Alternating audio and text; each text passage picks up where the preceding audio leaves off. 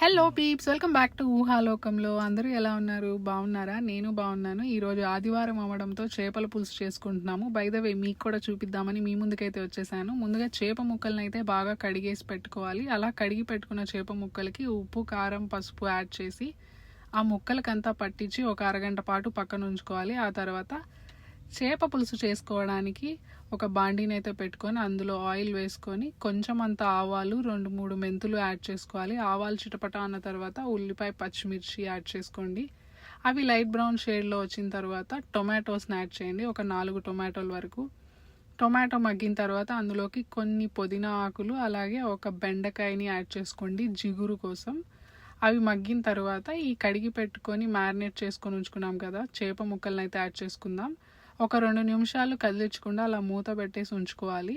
ఆ తర్వాత చింతపండు నానబెట్టుకొని ఉంచుకున్న రసం ఏదైతే ఉందో అది యాడ్ చేసుకోవాలి. గరిటెతో కలపకుండా ఇలా గిన్నెనే పట్టుకొని తిప్పితే చేప ముక్కలు చెదరకుండా ఉంటాయి.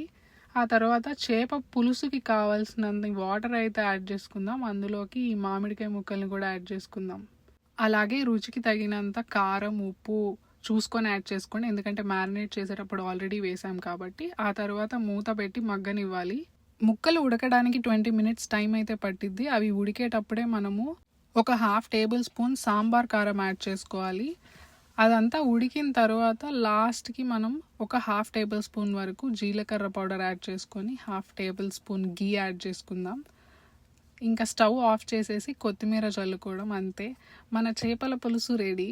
వేడి వేడి రాగి సంకటి ముద్దలోకి అలా చేప ముక్క వేసుకొని తింటే ఉంది మాస్టరు. సూపర్. వీడియో నచ్చితే లైక్ చేయండి. బాయ్.